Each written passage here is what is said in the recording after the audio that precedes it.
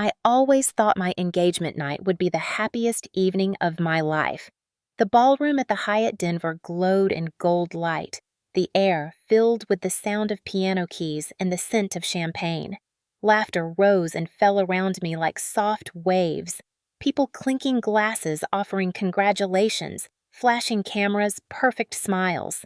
Everything was warm and bright, the kind of happiness that makes you forget storms exist. I looked at Mark, my fiancé, standing across the room, talking to our friends, smiling. For a brief moment, I believed I had escaped the chaos I grew up in.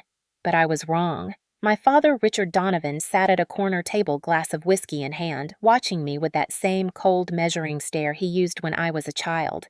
He had been quiet all evening, but with him silence always meant danger. A retired Army sergeant, he wore control like armor, but tonight the alcohol had cracked it. My mother beside him smiled mechanically, pretending nothing was wrong, while her fingers shredded a napkin in her lap.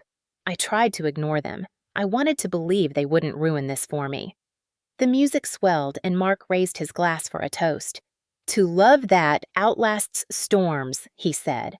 Guests cheered, laughter filled the room again, but from the corner of my eye, I saw my father's jaw tighten. He drained his glass and pushed his chair back. The scrape echoed through the room, louder than the music. My heart dropped. He stood, buttoned his suit jacket with trembling hands, and started walking toward me. "Grace!" he called out, voice booming across the room. Conversations stopped. The pianist faltered. "We need to talk." I forced a smile, hoping to contain the situation. "Dad, please not now." "Now is perfect," he said, staggering slightly. "You think you can humiliate this family and still have a party?" The room went dead silent. "Humiliate?" I whispered. "What are you talking about?" His voice grew sharper. "Your brother asked for help. His wedding's next month. He needs your support and you refused. You've got $200,000 just sitting there and you said no. You made him beg." Gasps rippled through the guests. I could feel the heat crawling up my neck. "Dad, this isn't the time." The time, he interrupted. "The time to remind you where you came from. You think you're better than Ethan because you wear designer shoes and draw floor plans. You're nothing without this family. That money is mine," I said, voice shaking but firm. "I worked for it. I earned it, and I'm not funding his $200,000 fantasy." "That money came from your grandfather," he barked. "He left it to this family, not for you to hide behind." "No, he left it to me," I said, "because he knew what you'd do with it." My father's face turned crimson. He took a step closer, his breath heavy with whiskey. "You selfish, ungrateful girl," he hissed. "Your brother's getting married, and you'd rather let him drown in debt than do one decent thing for once in your life."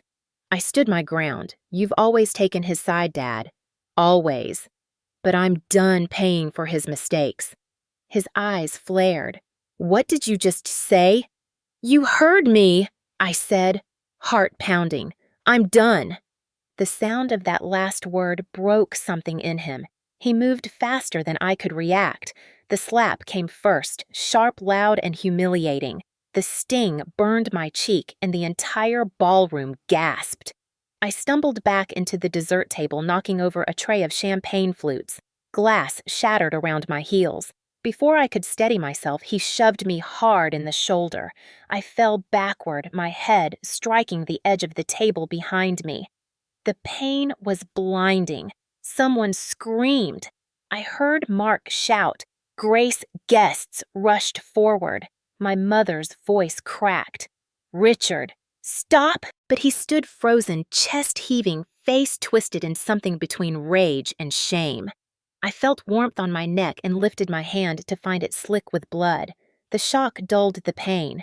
Everything blurred: the chandelier lights, the noise, the faces. Mark knelt beside me, hands trembling as he pressed a napkin to my head. "Stay with me," he kept saying. "Grace, look at me." Someone called 911. Phones were out recording. My father muttered something I couldn't hear and stumbled back toward his table. The look on my mother's face wasn't horror, it was embarrassment. She adjusted her pearls and whispered, "Oh, God, Richard, what have you done?" Paramedics arrived minutes later, their radios buzzing, voices urgent. They lifted me onto a stretcher, wrapping gauze around my head, their words floating in and out of my hearing. My father stood motionless by the exit whiskey glass, still in his hand, watching as they wheeled me away. I met his eyes for a brief second. There was no remorse, only confusion, like he couldn't believe what he had done. I wanted to say something, to scream or curse or cry, but all I managed was a whisper. "You didn't just hit me, Dad. You ended whatever was left between us." The doors to the ambulance closed. Red and blue lights danced across the polished marble floor as the sirens wailed. Through the glass, I could still see the ballroom glowing behind me, full of people pretending the night hadn't shattered. My head throbbed, my heart pounded, but a strange calm crept in. For the first time in my life, I didn't feel like his daughter. I felt like someone who had just been reborn through fire. That night, beneath the wail of sirens and the blur of city lights, I realized I was done being their blood. I wasn't a daughter anymore. I was a survivor. 2 weeks before the engagement party, everything had still seemed normal, or at least what passed for normal in my family. I was in my apartment late one Sunday morning, sunlight sliding through the blinds, sketching floor plans for a new project. My phone buzzed. The screen read, "Mom." I sighed before answering. "Hey, Mom," I said, trying to sound light. "Grace," she began in that careful tone she always used when she wanted something. "Are you busy?" That question always meant trouble. "Not really," I said. "Just working." "Good," she replied too quickly. "Ethan was just here for dinner last night. He's so excited about the wedding." I smiled despite myself. "That's great. I'm happy for him." She paused, like she was building up to something. "He really wants the Lake Tahoe venue. You know, the one with the glass chapel and the mountain view?" "That sounds expensive," I said. "It is," she admitted, voice soft and sugar-coated. "But it's once in a lifetime, right? And, well, he's been struggling to pull it all together." I waited for it. "Your father and I were wondering," she continued. "You have that money your grandfather left you, don't you? The $200,000. My pencil froze over the paper. "Yes," I said slowly. "What about it? Ethan really needs help with the deposit," she said quickly. "Just a loan, of course. You'd get it back right after the wedding." I laughed before I could stop myself. "Mom, that's insane. That's my savings. I'm using it for a down payment on a house." She sighed, disappointed. "Honey, we're not asking you to give it away. Just help your brother for a little while. He's getting married first. You'll have plenty of time to save again." "Plenty of time," I said, my voice rising. "I've spent 10 years building that account." Silence hummed on the line. Then I heard another voice in the background, my father's. "She'll help," he said flatly. My stomach tightened. "Dad, I said I'm not doing this." "You're single, Grace," he said, his tone dismissive. "You don't need that much sitting in the bank. Ethan's starting a family. It's about priorities." "You mean it's about him," I replied. "It's always about him." "Watch your tone," he warned. "This family has always looked out for you." I laughed bitterly. "Looked out for me, Dad? You didn't even come to my promotion dinner last year." He ignored that. "Ethan's marrying into the Garlands," he said. "They own half the real estate in the county. This wedding could open doors for him, for all of us." "There it is," I said. "It's not about love. It's about image. It's about family," he barked. "You wouldn't even have that money if it weren't for this family." "Grandpa left it to me," I said. "You remember the will? It was in my name." "Because you manipulated him," he snapped. "You were always his favorite." "I didn't manipulate anyone," I said quietly. "He just believed in me." My mother tried to soften the tension. "Grace, sweetheart, no one's trying to take advantage of you. It's just Ethan's stressed. It would mean so much if you helped him out. You know how emotional weddings can be. And I know how emotional guilt trips can be," I said. "Mom, no, I'm not giving Ethan a dime." The pause on the other end stretched too long. Finally, my father said, his voice cold. "We'll talk about this later." "No," I said. "We won't." He hung up. The silence that followed was sharp enough to hurt. Over the next few days, the messages started. First from Mom, gentle reminders about family unity and helping your brother during this important time. Then from Ethan himself. His text came one night while I was reviewing blueprints. Come on, Grace, you make more than me anyway. Stop being greedy. I stared at it, my jaw tightening. You're getting married, not buying a country club, I typed back. He replied instantly. You'll regret this. Dad's right. You're selfish. That word selfish stuck in my head like a splinter. It was the same word Dad used whenever I tried to stand my ground.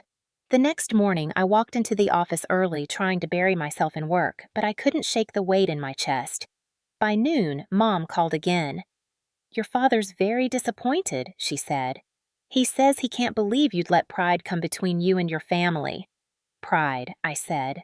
He hit me with that word when I refused to quit college for Ethan's tuition. When I refused to move back home to help you with the mortgage. It's not pride, Mom. It's boundaries. Don't start that therapy talk again, she snapped. You know how your father feels about that nonsense. Maybe that's the problem, I said. No one ever wanted to talk about anything in this family.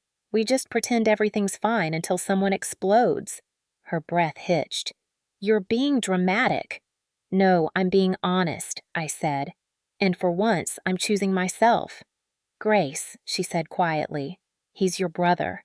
And I'm your daughter, I said. But that's never mattered as much, has it?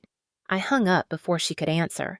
That night, I sat by the window of my apartment watching snow fall against the city lights, thinking about how strange family love can be, how it can look like care but feel like control.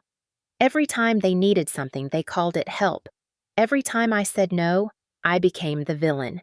I poured a glass of wine and stared at my reflection in the window. The city was quiet, the streets buried under white. I wondered if peace always came at the price of loneliness. The next day, a card arrived in my mailbox. No return address, but I recognized my mother's handwriting. Inside was a photo of Ethan and his fiancée smiling in front of a Save the Date banner. Beneath it in cursive letters my mother had written, "We'll find a way, with or without you." My chest tightened. It wasn't a message, it was a declaration. I turned the card over. On the back, scrawled in my father's handwriting, were 3 words, "Do the right thing." I tore it in half. From that moment, I knew something between us had shifted for good. This wasn't just about money anymore. It was about power control and the price of obedience. For years, I'd given them everything they asked for time, forgiveness, understanding. But this time, I was done. I didn't know it yet, but those 2 weeks would lead to the night that broke everything, the night my father's hand would leave more than a bruise and the silence after would echo for the rest of my life. When people ask what a toxic family looks like, they expect screaming broken furniture police cars parked outside. But that's not how it works in the Donovan household. Our family's poison was polite. We didn't throw punches, we threw guilt. We didn't shout, we whispered blame. From the outside, we were the picture of middle-class respectability. My father, the decorated veteran, my mother, the devoted wife, and my brother Ethan, the golden boy who could do no wrong. And then there was me. The difficult one, the stubborn one, the one who asked too many questions.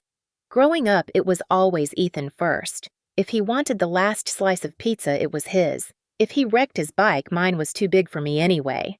I was 12 when I realized fairness wasn't part of our vocabulary. Dad used to tell me, "You're the strong one, Grace. You don't need as much help." It sounded like a compliment back then. It took me years to understand it was a justification. I remember one summer afternoon when I was 9. Ethan and I were skating on the driveway.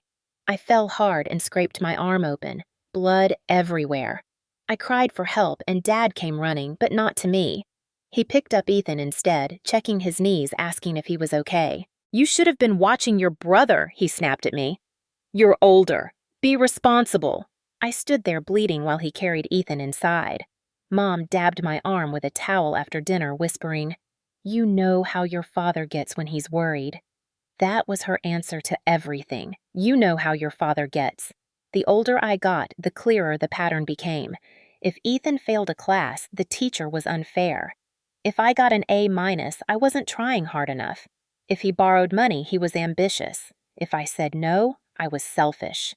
My father's moods controlled the house like weather. We learned to measure our words by the tilt of his glass and the twitch of his jaw. My mother's role was to smooth the edges to keep peace, to remind us not to upset him. Peace in our house didn't mean calm, it meant silence. When I left for college on a partial scholarship, Dad barely said goodbye. "Don't waste your time on nonsense degrees," he said. "Architecture. You think drawing buildings will feed you?" Ethan stood beside him, grinning already, planning his business major that Dad had proudly paid for. I carried my single suitcase to the bus stop and promised myself I'd never depend on him again. For years, I worked, studied, and sent home Christmas cards that went unanswered. Mom would call occasionally, her voice a mixture of nostalgia and denial. "Your father's proud," she'd say. "He just doesn't show it." But pride didn't stop him from calling when Ethan's startup failed and he needed $10,000 to rebuild. Dad asked me directly that time. "Your brother's had a rough patch," he said. "You've got a steady job now. Help him out." I refused. That was the first real argument. He called me ungrateful and hung up. 2 weeks later, Mom told me they'd taken out a loan to cover Ethan's debt. "We'll manage," she said, but she sounded tired. I used to think things would change when I became successful. When I made partner at the firm, I sent an invitation to dinner, thinking maybe that would mean something. They didn't show up. The next day, Mom texted, "Your father had a headache. That was all." Ethan sent a thumbs-up emoji. That was the Donovan version of support. The last time I visited their house before the engagement party, I noticed how much of it hadn't changed. The same family portraits on the wall, Ethan in his graduation gown, Ethan with Dad at the Veterans Parade, Ethan shaking hands with the mayor during some community event. Not one photo of me after high school. I asked Mom about it. She said, "Oh, you were never home to take pictures." That day, Ethan dropped by with his fiancée, Hannah. She was sweet bubbly and entirely unaware of the quiet power games that filled the room. When she mentioned the upcoming wedding, Dad's face lit up in a way I hadn't seen in years. "It's going to be beautiful," he said. "Our family deserves a proper celebration." He looked right at me when he said it. I felt the familiar chill of expectation. That's when I knew the money conversation was coming. I just didn't realize how far they'd push it. After they asked me for the money, I started seeing every memory differently. The praise, the silence, the manipulation, it wasn't love. It was training. I had been raised to feel guilty for saying no, conditioned to believe that family came before self, even when family was the one holding the knife. My therapist once told me that families like mine don't break. They fracture slowly, quietly, until one day you realize you're the only one still bleeding. A few nights after that phone call about the wedding, I dreamt I was back in our old living room. I was 8 again, standing in front of the fireplace. Dad was polishing his medals, and I asked him if I could hold one. He said no. "You haven't earned it," he told me. In the dream, I reached out anyway, and the metal burned my hand. I woke up shaking. I sat at my kitchen table that morning, staring at my phone. It was full of messages from Mom, missed calls, guilt-laden reminders. I typed a single text to both of them. "Please stop asking." The answer is no. Then I turned off my phone. For the first time in my life, I felt a strange mix of fear and peace. I didn't know it then, but that decision, one simple refusal, would be the match that set everything else on fire. Looking back now, I can see the pattern so clearly it hurts. My father's need for control, my mother's fear of conflict, Ethan's entitlement, and my own endless craving for approval. Every family has its rhythm, its story. Ours was written in imbalance. A father who believed authority was love. A son who learned entitlement was survival. A daughter who mistook endurance for strength. 2 weeks before my engagement party, I told myself I was finally free of all that. I was building my own life, my own happiness. I thought I had escaped the gravitational pull of that house. But families like mine don't let go. They orbit you until you collide again. I just didn't know the collision was coming at full speed. The day I officially said no wasn't dramatic at first. It was a Tuesday afternoon, gray clouds hovering above Denver, the kind of day where everything feels heavier. I had just wrapped up a client meeting and was walking through the firm's lobby when my phone buzzed again. "Mom." I almost ignored it, but something told me to answer. "Grace." She said, her voice trembling between sweetness and strategy. "Your father wants to talk." I could already hear his breath on the other end before he even spoke. "We've thought it through." Dad began, his tone clipped. "Ethan just needs a short-term loan. $200,000 isn't much to you anymore considering how well you're doing. I stopped near the glass doors and stared out at the street. You don't get to decide what's not much to me, I said. It's not about the money, it's about principle. Principle, he repeated like the word was poison. Your brother is about to start a family. You're sitting on money while he's struggling to make something of himself. He's 30, I said. He's had a decade of making something of himself. Maybe he should try living within his means for once. You think you're better than him? Dad snapped. You've always thought that. No, I said quietly. I've just stopped letting him use me. There was silence on the line. Then his voice dropped low and hard. If your grandfather could see you now, he'd be ashamed. That one hit its mark. He always knew how to weaponize memory. Grandpa gave me that money, I said. He trusted me with it because he knew I'd respect it. I'm not giving it to Ethan so he can blow it on a fancy venue. Watch your tone, Dad barked. You're talking about your brother's wedding, not some stranger's party. Exactly, I said. I'm not paying for someone else's dream while mine gets pushed aside. Mom tried to step in. Grace, honey, please don't make this harder than it needs to be. You'll still have plenty left over for yourself. No, I said again. It's not happening. I heard the sigh on the other end, the sound of surrender that wasn't really surrender at all. Fine, Dad said finally. Do what you want, but don't expect us to forget this. He hung up before I could reply. For the rest of the day, I couldn't focus on work. Every line I drew on my blueprint blurred into another memory of being the family disappointment. That night, I sat in my apartment surrounded by silence. I thought about calling Mark, but I didn't want to bring him into it yet. He knew my family's patterns, but even he hadn't seen how deep they ran. Instead, I poured myself a glass of wine and scrolled through my messages. Ethan's text came just before midnight. So, that's it? You're choosing yourself again, I typed back.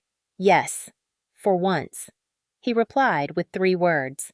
You'll regret this. I stared at the screen for a long time. Not because I believed him, but because I realized he actually meant it. Over the next few days, the campaign began. My mother was the first soldier. She called every morning with a new variation of the same plea. Ethan's exhausted, she'd say. He's trying so hard. Or, we can't stand seeing him so stressed. I listened, said nothing. Then she switched tactics. Your father's blood pressure has been high lately. The doctor says he needs to avoid conflict. Don't make him worry. It was manipulative, and she knew it. When guilt didn't work, they moved to shame.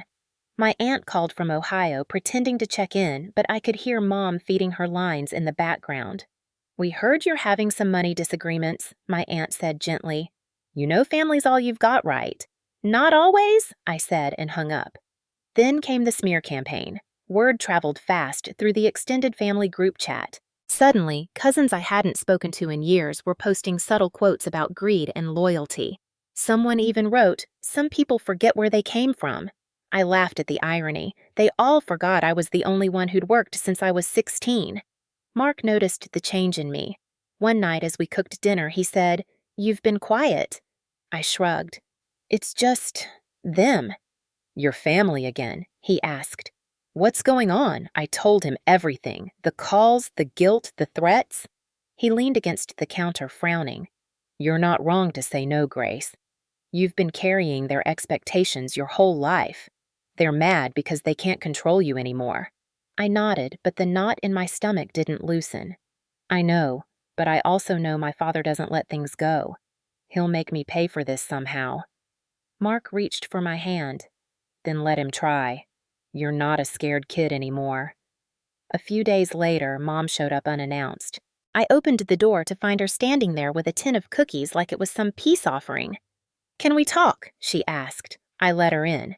She looked around my apartment, eyes scanning every detail like she was searching for evidence of arrogance. You've done well for yourself, she said. Grandpa would be proud.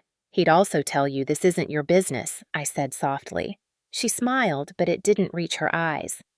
Ethan's hurting, she said, setting the tin down. He's embarrassed. His fiancé's family has been asking questions. They think we're not supportive enough. Then tell them the truth, I said. Tell them their future son-in-law wanted to steal his sister's savings." Her voice cracked. "Grace, please. Don't be cruel." "I'm not," I said. "I'm being honest." "Honesty isn't always kind," she whispered. "And kindness isn't always honest," I replied. She looked at me for a long time, then reached out to touch my cheek the way she used to when I was little. "You've changed," she said. "You used to care more about family." "I still care," I said. "Just not at the expense of myself." She sighed, gathering her purse. "You're going to regret this. Maybe not today, but someday." I walked her to the door. "I've regretted every time I said yes when I wanted to say no. I think I'm done with that." After she left, I sat by the window and watched the city lights flicker on. For the first time, I felt both terrified and free. There's a kind of silence that follows a decision like that, the kind that hums in your bones. It's not peace yet, but it's close. 2 days later, Ethan posted an engagement photo online, him and Hannah on a snowy mountain, champagne in hand. The caption read, "Family means sacrifice." The comments were full of hearts and congratulations. I didn't comment. I just scrolled past, feeling something sharp and cold settle in my chest. That was the moment I knew there was no going back. The bridges were already burning, and for once I wasn't going to put out the fire. I didn't realize it yet, but this small rebellion, this refusal, was the start of something far bigger, because in my family saying no wasn't just defiance. It was heresy. And heretics in the Donovan household always paid a price. The night of my engagement party felt like a dream I should have known would turn into a nightmare. Everything looked perfect from the outside, the shimmering lights, the sound of glasses clinking, the slow jazz playing under the chandeliers. It was held in the grand ballroom of the Hyatt Denver, a place I had chosen for its elegance and warmth. Gold linens, tall vases of white roses, soft candlelight. Every detail reflected who I had become, independent, composed, finally in control of my life. Guests filled the room laughing and talking. Mark was radiant, his hand never leaving mine as he introduced me to his colleagues and old friends. People called us the perfect couple. I smiled, thanked them, tried to ignore the familiar knot forming in my stomach. Because my parents were late. My mother texted half an hour before saying Dad wasn't feeling well, but they'd come anyway. I should have known what that meant.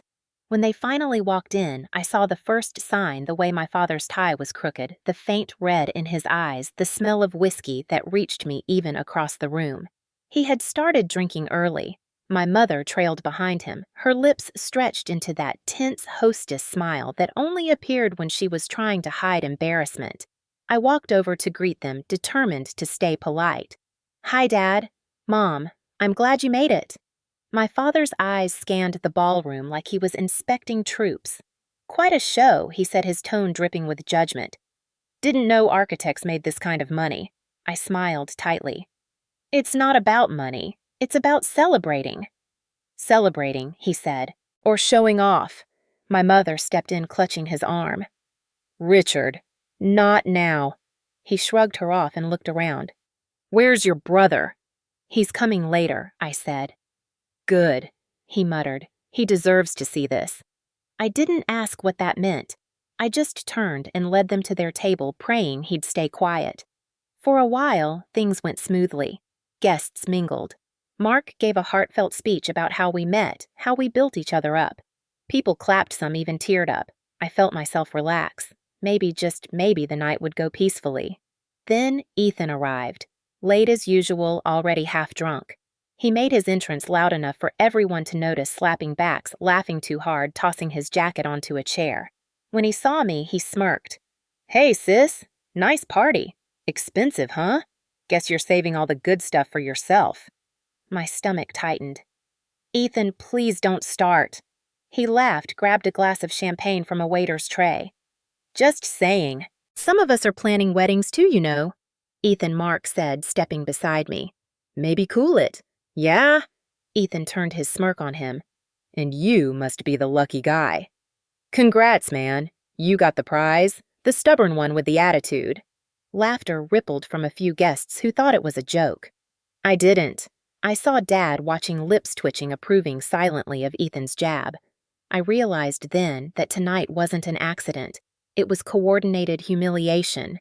My father had probably fueled Ethan's resentment, and the alcohol did the rest. I tried to keep my composure. "Mark, it's fine," I said quietly. "Let it go." Mark's jaw tightened, but he nodded. We went back to mingling. The tension in the room grew subtle but alive. I could feel eyes on me every time I passed by my family's table. My father's laughter was too loud, his stories about raising tough kids too exaggerated. At one point, I saw him pull out another flask from his jacket and pour into his glass. My mother pretended not to see. After dinner, the pianist started playing softer music. Mark asked me to dance, and for a moment I allowed myself to feel light again. But as we moved to the center of the floor, I noticed my father rising from his chair. He walked toward us, steady but angry, his gaze locked on me. The music faltered when he spoke. "Grace!" His voice boomed across the ballroom. "We need to talk." I froze. "Dad, please, not here." "Oh, here is perfect," he said, words slightly slurred but deliberate. "Let's tell everyone what kind of daughter you really are." The crowd fell silent. I felt every heartbeat echo in my ears. "Dad, stop," I whispered, trying to keep my voice calm. "You're embarrassing yourself." "No," he said, stepping closer. "You embarrassed this family the moment you refused to help your brother. He's your blood, Grace. And you turned your back on him for money." I heard the gasps, the murmurs. People began pulling out phones. "This isn't the place," Mark said, stepping between us. My father's eyes hardened. "You stay out of this, son." Mark didn't move. "Sir, please, you've had too much to drink." My father's hand twitched like it wanted to form a fist. "You think you can talk to me like that?" he snarled. "You don't know this family." "You're right," Mark said. "But I know what decency looks like." That broke something. My father lunged forward, shoving Mark back. I stepped in, trying to stop him, and that's when it happened. The slap came first. Open palm, hard and fast. The sound cracked through the room.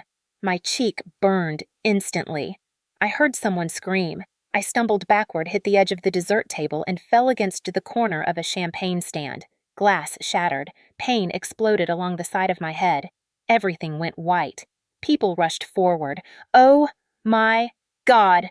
Call 911!" Mark dropped to his knees beside me, blood draining from his face. "Grace, stay with me." I could hear my mother crying somewhere. Richard, stop, but he wasn't moving. He stood frozen, hand still half raised, face pale and trembling, as if the reality of what he'd done hadn't registered yet. The taste of iron filled my mouth. My vision blurred. Mark was shouting, his voice cracking. "She's bleeding. Somebody call for help." I saw Ethan standing nearby, expression uncertain, torn between fear and disbelief. "Dad," he said, his voice small. "Dad, what did you do?" "She pushed me," my father muttered, staggering back. "She disrespected me in front of everyone." "You hit your daughter," someone yelled from the crowd. "You hit her." People were recording. I saw flashes of light through half-shut eyes. The noise grew louder, shouting, crying sirens approaching outside. The floor around me shimmered with broken glass and spilled champagne, the golden liquid turning pink where it mixed with my blood. Mark tried to hold a napkin to my head, but it soaked through immediately. "Grace, it's okay," he whispered, voice shaking. "Help's coming." I could barely hear him over the ringing in my ears. My father tried to walk toward me again, but a guest, a man I barely knew, stepped in front of him, blocking the way. "You need to back off, sir," the man said. "You've done enough. Get out of my way." Dad growled, but the man didn't move. When the paramedics burst through the doors, the entire room parted like a sea. They lifted me onto a stretcher, voices blurring together. "Head trauma, possible concussion, pulse steady." "Let's move." Mark held my hand as they wheeled me out. "I'm right behind you," he said, his eyes wet. "You're okay. You're going to be okay." I turned my head slightly, just enough to see my father standing in the doorway of the ballroom, his face ghostly under the harsh hotel lights. My mother was clutching his arm, whispering something frantic, but he didn't look at her. He was staring at me. And in that moment, I realized there was nothing left in his eyes. No love, no guilt, just the hollow stare of a man who'd lost control and didn't know how to get it back. The elevator doors closed, cutting off the side of him. The sirens screamed as we pulled away. I stared up at the ambulance ceiling, feeling the cold metal beneath my palms. Somewhere between the flashing lights and the pounding pain in my skull, I made myself a promise. If I survived this, I'd never let them touch me again. Not my father, not my mother, not their guilt. That night didn't just break me, it freed me. The first thing I noticed when I woke up in the hospital was the beeping. Slow, steady, constant. My head felt heavy, my face stiff. I reached up and touched the bandage near my temple. Pain pulsed beneath it like a heartbeat. When I tried to sit up, a nurse gently pressed my shoulder. "Easy," she said softly. "You took a bad hit. 7 stitches. You're lucky it wasn't worse." Lucky. The word hung in the air like a cruel joke. My fiancé Mark sat slumped in a chair by the window, his eyes red from exhaustion. When he saw me stir, he jumped up. "You're awake," he said, voice cracking with relief. "Thank God." I tried to speak, but my throat was dry. "What happened?" He hesitated, then reached for my hand. "You fell after he hit you. You hit the champagne stand. You were bleeding pretty bad. The paramedics said you were in and out on the way here." He paused, eyes hardening. "Your dad left before the cops arrived." I stared at the ceiling. Of course he did. The silence between us stretched until I finally whispered, "Did Mom call?" He shook his head. "No, no one from your family called." I laughed weakly, the sound dry and bitter. Typical. The nurse came back in, adjusted my IV, checked the monitor. "You'll need rest," she said. "No stress, no alcohol, lots of water." She left quietly, closing the door behind her. For a long time, neither of us spoke. The room was filled only with the hum of the monitor and the faint noise of rain hitting the window. Mark finally said, "Grace, we have to report this. He can't get away with it." I turned to him. "You think they'll believe me? He's a decorated veteran, Mark. Everyone in our town worships him. They'll say it was an accident, that I provoked him." "You didn't," Mark said firmly. "Everyone saw it. Everyone filmed it," I said. "And yet, not one person has called me." My voice cracked on the last word. He reached for my hand again. "Then we'll make them hear you." I looked away. I wanted to believe him, but I knew better. In my family, silence was law. They'd spin it, hide it, bury it. They always did. The next morning, the doctor discharged me with instructions and painkillers. I left the hospital with sunglasses covering my bruised cheek, my head pounding with every heartbeat.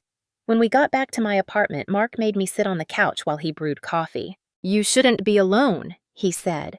"I'm not," I replied quietly, though I felt completely hollow. My phone buzzed on the table. For a brief second, hope flared. Maybe it was Mom. But when I looked, it was Ethan. "Dad says you made a scene. Everyone's talking about it. Why couldn't you just let it go for one night?" My hands shook. I typed back slowly. "He hit me." The 3 dots appeared, then stopped. No reply came. That was the last message I got from him for weeks. Mark sat down beside me. Still nothing from them. I shook my head. "They're pretending it didn't happen." He looked furious. "That's insane." "No," I said quietly. "It's expected." I remembered being 16 when Dad slammed a door so hard it split the frame because I came home late from a study session. Mom had patched it up the next morning and told me, "He's just stressed." "Don't make things worse." "That was the rhythm of our family he hurt," she excused. I stayed quiet. That night, I couldn't sleep. Every time I closed my eyes, I saw his face, the look in his eyes before the slap. Not rage exactly. Disappointment. Like I'd betrayed him. The memory replayed over and over, the sound of the glass shattering, the collective gasp from the guests. Sometimes I'd think I was back in that moment and my hands would shake. Mark woke up around 3 and found me sitting by the window staring at nothing. "Come back to bed," he whispered. "You need rest." "He'll never say sorry," I said. "He doesn't think he did anything wrong." Mark didn't argue. He just wrapped his arms around me and held on until the trembling stopped. Days passed. Flowers arrived from co-workers from Mark's family, even from some of the guests who'd been there. But not from my parents, not even a text. The silence was louder than any apology could have been. On the 5th day, I checked my voicemail. One new message. My heart jumped when I saw Mom's number, but when I played it, her voice was clipped and cold. Grace, your father's embarrassed enough. Don't make this worse by telling people lies. We're family, and families handle things privately. Call me when you're ready to be reasonable. I deleted it before it ended. That night, Mark made dinner, but I barely touched it. I stared at the wall, my mind spinning. They'll twist this, I said finally. They'll make it sound like I provoked him. They always do. Then we tell the truth, Mark said. We show them they can't control you anymore. I met his eyes. The truth won't change them, but maybe it can free me. The next morning, I opened the drawer in my desk and pulled out an old file folder, one I hadn't looked at in years. Inside were documents from my grandfather's estate, yellowed and sealed. He'd always been my quiet protector, the only one who saw me clearly. I ran my fingers over the papers, remembering something he once told me before he died. One day, they'll try to take what's yours. Don't let them. I didn't understand what he meant back then.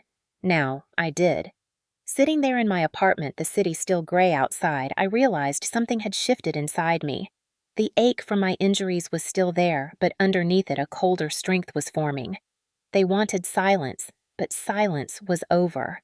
I wasn't their obedient daughter anymore. I was someone they should have never underestimated. The morning I found the legacy file, the world outside was washed in cold winter light. The snow from last night still clung to the sidewalks, turning Denver into a quiet watercolor. I sat at my kitchen table, a cup of coffee going cold beside my laptop. My bandages itched. The bruises on my face had faded to a dull yellow, but the ache inside hadn't gone anywhere.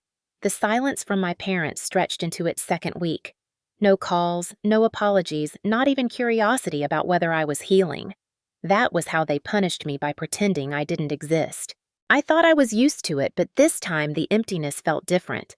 It wasn't just hurt, it was clarity. I kept hearing Mark's words from the hospital. We tell the truth, Grace. But truth didn't feel like enough. I needed something stronger, something that would make them listen for once. That was when I remembered the old file. It had been sitting at the bottom of my storage chest for years, packed away after my grandfather's funeral. I had forgotten about it until that morning. Grandpa Thomas Donovan had been the only member of our family who treated me like I mattered. He was calm where my father was cruel, gentle where Mom was silent. He had been a builder too, a craftsman who believed in precision and fairness. Before he died, he told me, "There are things you'll inherit one day, Grace. Not because you're my granddaughter, but because you earned them." I never asked what he meant. I went to my bedroom, pulled the storage chest from under the bed, and opened it. Inside were old letters, a few childhood drawings, and a thick envelope marked in his handwriting for Grace. My throat tightened. I sat cross-legged on the floor and tore it open. Inside were several documents neatly folded. One of them had a gold notary seal at the bottom. The words jumped out at me, property deed. I read the name listed under title holder, Grace E. Donovan. My heart stopped. It was the address of my parents' house. The house I grew up in. I read the deed again, slower this time. My grandfather had signed it over to me 8 years ago, just months before his death. I flipped to the back of the document where a short letter was clipped. His handwriting was shaky but clear. If you are reading this, Grace, it means the time has come for you to remember who you are. This house was built with my hands. Your father will think it belongs to him. It does not. It belongs to the one who respects what family truly means. And that is you. I stared at the letter until the words blurred. My grandfather had known. Somehow he'd seen what my father was becoming long before I did. He had protected me in the only way he could. The realization hit like a current running through my body. All these years, my father had strutted around that house like it was his domain, his rules, his property, his pride. But legally, it was mine. I stood up the paper, trembling in my hands. The emotions collided: shock, disbelief, anger, and something darker: justice. For the first time since that night in the ballroom, I felt a pulse of power instead of fear. They had taken so much from me, my peace, my dignity, my voice. But this they couldn't take. Mark came home early that afternoon. I was still sitting on the floor surrounded by papers. "What's all this?" he asked. I handed him the deed. He read it twice, then looked at me. "Wait, you own the house?" "Apparently," I said, still stunned. "Grandpa transferred it years ago. They probably thought it was part of the estate." Mark's expression shifted from surprise to admiration. "That's incredible. Grace, do you realize what this means?" "It means I hold the one thing they care about most," I said. "That house is their kingdom. Without it, they're nothing." He hesitated. "So what are you going to do?" I looked out the window at the frozen city skyline. I'm going to remind them what they tried to forget. That evening, I called a lawyer. Her name was Eleanor Hayes, a woman in her 60s with a voice that carried both warmth and authority. I explained the situation, the deed, the family history. She listened without interrupting, then said I'd like to see the documents. "If they're legitimate, you have full legal authority over that property." Her words sent a chill down my spine. "Even if my parents live there?" I asked. "Especially if they do," she said. "Ownership is ownership. They may have rights as occupants, but the title gives you control." "I don't want to kick them out," I said quickly, though part of me wasn't sure that was true. "I just want them to understand they can't treat me like I'm disposable." "Then you don't need to evict them," she said. "You just need to remind them whose name is on the door." The next morning, I met Eleanor at her office downtown. She wore a navy blazer and had kind eyes that didn't miss a thing. She read through the papers, carefully nodding. "Everything checks out," she said finally. "Your grandfather was very deliberate. He filed it as a direct transfer of ownership before his death. It bypassed probate entirely. That house has been legally yours since 2015. I leaned back in my chair, breath catching. "He really protected me," I said quietly. "He must have known what would happen." "Good men often do," Eleanor replied. "What matters now is what you do with that protection." As I left her office, the winter air hit my face like clarity itself. For the first time in weeks, I walked without flinching, without shrinking. My reflection in the window of a nearby building stopped me. The bandage was gone, but a faint scar cut across my temple, a reminder not of weakness, but of survival. I looked at my own eyes and whispered, "It's my turn now." That night, I wrote a letter. No anger, no insults, just truth. It was addressed to Richard and Elaine Donovan. Inside, I included a copy of the deed and a short note written in careful, even handwriting.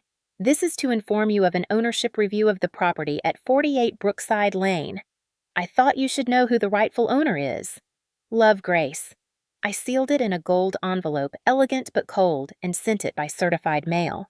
Not to threaten them, at least not directly. Just to remind them that every empire built on arrogance eventually answers to reality. When I dropped the envelope into the mailbox, the sound of it hitting the metal echoed in the quiet night. A strange calm washed over me.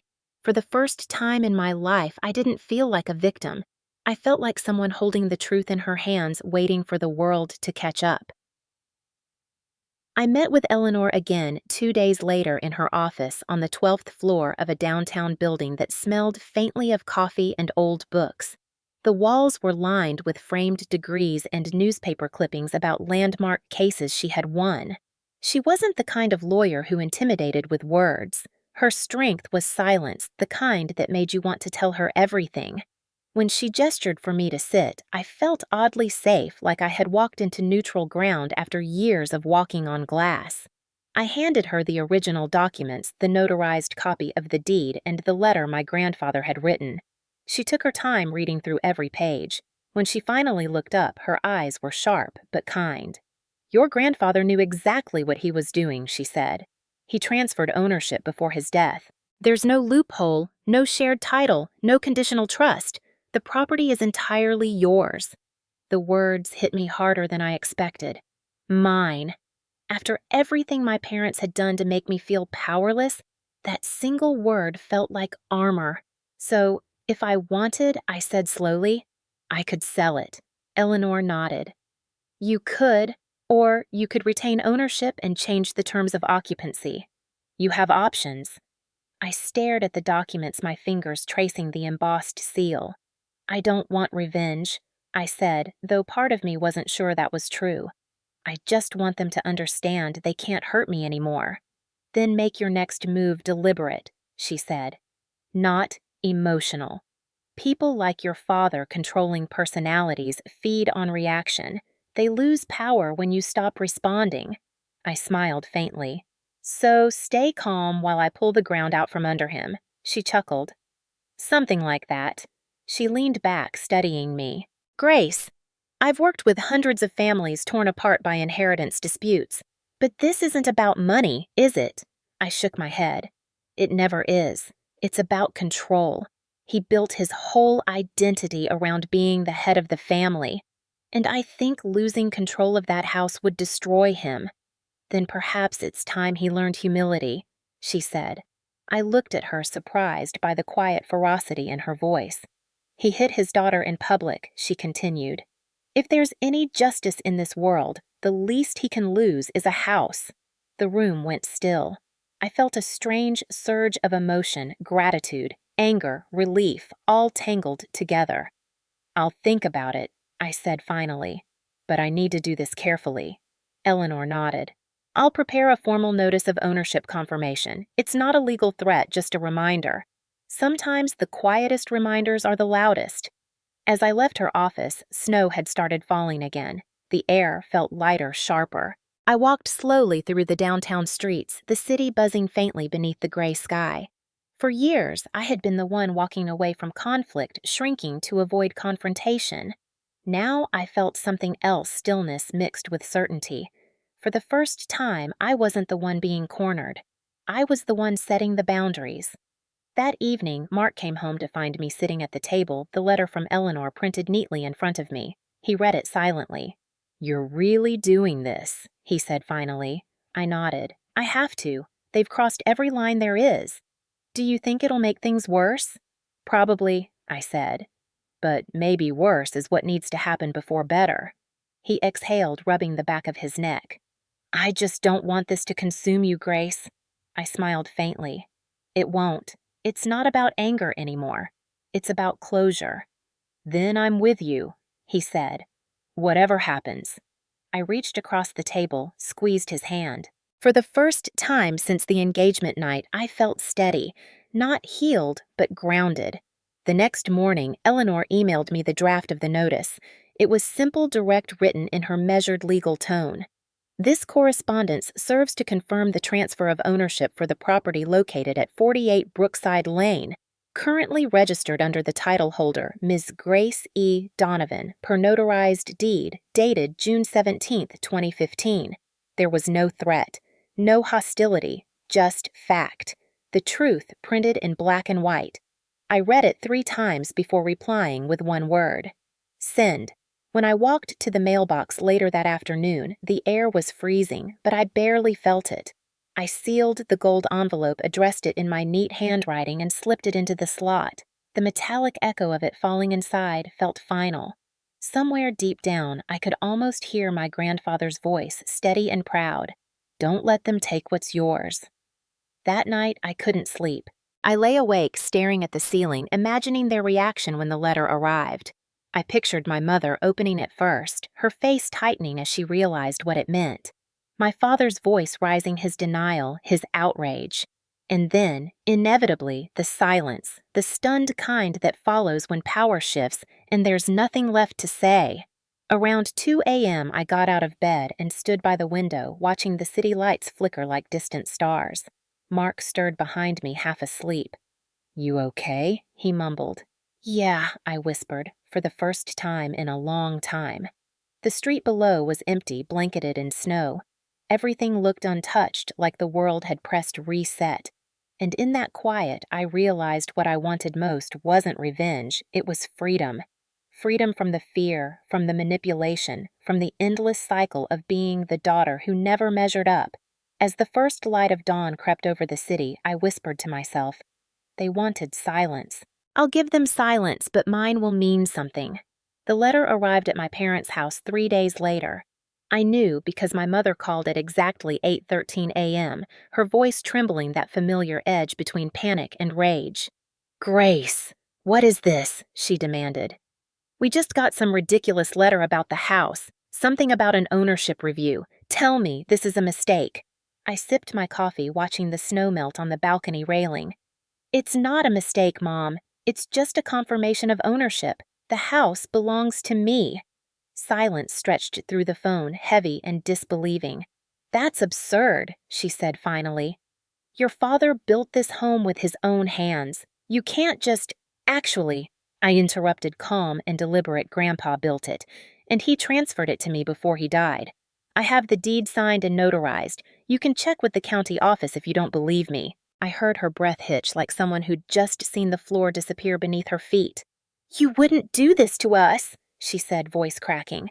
"You're misunderstanding. We're your parents, and you're the same parents who watched Dad hit me in front of 50 people, I said evenly. "You didn't even call afterward."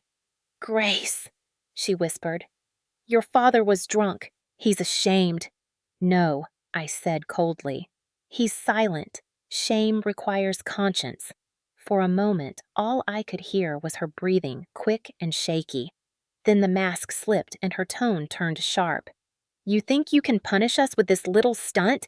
You have no idea what you're doing." "It's not punishment," I said. "It's a reminder."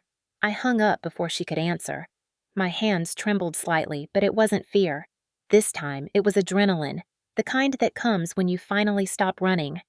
That afternoon, I drove to the county clerk's office with Eleanor's confirmation papers. The clerk recognized my grandfather's name on the deed and nodded respectfully. "He was a good man," she said. "Always believed in doing things the right way." I smiled faintly. "He still does." When I left the office, I had a certified copy of the title in my bag and the legal authority to enforce it. I stopped by a print shop downtown and had the words, "Notice of Ownership Confirmation," embossed on gold stationery. It wasn't necessary, but it felt right. Elegant, final, undeniable. The next morning, I drove to Brookside Lane.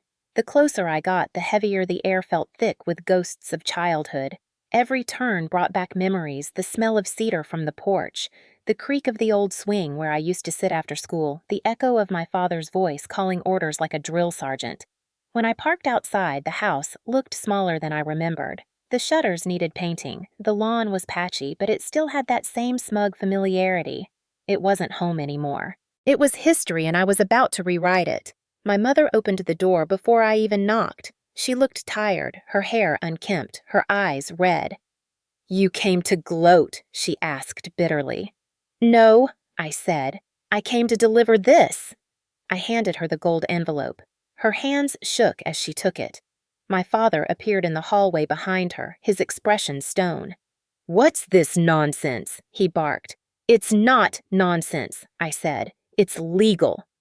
"You're standing in a house that's mine." His face darkened. "You ungrateful brat. We raised you. We gave you everything. You took everything I said. My peace, my dignity, my safety. This is the first thing that's ever been mine." "That's a lie," he shouted, stepping forward. "You've had every advantage because of me. That money, your education, all of it came from this family." "No," I said quietly. "It came from Grandpa, the one man who saw me as more than your punching bag." My mother tried to intervene, her voice trembling. "Grace, please. We can talk about this like adults. You don't need to make it public." "It already is," I said. "The video from the engagement night is everywhere. Half the city's seen it." Her face drained of color. "That was a private family matter." "Private," I repeated, laughing bitterly. "You mean like every bruise, every insult? Every time you told me to stay quiet for the sake of appearances, I'm done with private." My father's jaw clenched, his hands curling into fists. For a split second, I saw the same anger that had filled that ballroom. But then he saw the envelope in her hands, the gold seal, the neat legal formatting, and something shifted. His confidence faltered. "You can't actually do this," he said, voice cracking. "You can't take our home." I looked him straight in the eye. "I'm not taking anything. I'm reclaiming what was mine before you even knew it existed. I stepped back, my heels crunching on the frozen gravel. You have 30 days to vacate. My mother gasped, covering her mouth. You're evicting us. I'm doing what you taught me, I said softly. Protecting what's mine. I turned to leave, but her voice followed me, trembling with fury. You're evil. You've turned into him. I stopped at the edge of the driveway, then looked back. No, Mom. I turned into the daughter you refused to protect. I got into the car and drove away, her voice fading into the wind. The days that followed were a blur of fallout. The notice circulated through the neighborhood. Someone leaked a copy to social media, and the online forums lit up with speculation. Some defended my parents. She's heartless, that's her childhood home, but most sided with me once the engagement video resurfaced. The headline on one local news site read, "Decorated veteran accused of assaulting daughter at engagement party." My father stopped showing up to church. My mother stopped answering calls. Ethan Ever, the opportunist, tried to call me once. "You've made your point," he said, his tone defensive. "Dad's losing his mind. Just call it off." "Call what off?" I said. "Holding them accountable. Grace, they're your parents. And I was their daughter. That didn't stop them." He sighed heavily. "You're burning the whole family down." "No," I said. "I'm letting it collapse under its own weight." I hung up. For the first time in my life, I didn't feel guilty. I felt free. Weeks passed. I got updates from Eleanor about the process. The legal paperwork was straightforward, the transfer uncontested because they couldn't contest it. It was airtight. Every time I signed a document, I felt lighter. Each pen stroke was another chain breaking. Mark supported me quietly, never pushing, never questioning. One night, as we sat on the couch, he said, "You know you don't have to see this through if it's hurting you." I smiled faintly. It's not hurting me. It's healing me. Then, on a gray morning 2 weeks before the 30-day deadline, I got another call. My mother again. Her voice was hoarse, desperate. "Grace, we can't leave. Your father's health. His heart, it's bad. We can't just pack up and go." I closed my eyes, the words echoing like a script I'd heard before. "You should have thought about his health before he decided to hit me," I said quietly. "I can't undo what he did, Mom, but I can make sure it never happens again." "Please," she whispered. "You're all we have." "Then maybe you should have treated me like it," I said, and ended the call. On the 30th day, a red notice went up on their front door, "Property sold. Vacate premises." I stood across the street and watched from my car as movers loaded their things. My father shouted instructions, his voice hoarse with anger, but his steps were slower now. My mother wiped her eyes, avoiding the neighbors' stares. Ethan pulled up in his SUV, loaded their boxes, and drove away without looking back. The house stood silent again, stripped of its noise, its cruelty, its ghosts. I stepped out of the car and walked up to the porch. The door was open, the air inside, cold and stale. I looked around one last time, the staircase I'd once sat on, crying the dining table, where I'd been lectured, the wall where my father's fist left a dent that was never repaired. And for the first time, it didn't hurt. It just felt empty. I locked the door behind me, slid the keys into my coat pocket, and whispered, "Justice doesn't need applause." Then I walked away, the crunch of snow beneath my boots sounding like closure. The storm that followed was quieter than I expected, but it cut deeper. Within days of my parents' eviction, whispers spread through our old neighborhood like smoke. People who once praised my father for his discipline now crossed the street when they saw him. The engagement video, once shared only among guests, had gone viral after a local journalist connected the dots between the assault and the property dispute. The story headline was "Brutal, Respected Veteran Loses Family Home After Assaulting Daughter at Engagement Party." My inbox flooded with messages from strangers. Some offered support. Others spewed judgment, but most simply said the same thing. You were right to stand your ground. Still, I didn't feel triumphant. The house might have been legally mine, but emotionally it was a battlefield I'd spent my whole life trying to escape. A week after the eviction, I got an email from Eleanor confirming the sale's completion. The developer's wire transfer cleared $1.2 million straight into my account. I should have felt powerful, but instead, I sat staring at the number on my screen, feeling hollow. You look like someone who just lost something, not gained it, Mark said gently as he set a mug of tea beside me. Maybe I did, I murmured. You can't lose what never belonged to you, he said. You just let it go. His words settled into me like sunlight through cold glass. The fallout extended far beyond our family. My father's reputation in the Veterans Association crumbled overnight. The board suspended him pending ethical review. The same men who once toasted him now distanced themselves with silence.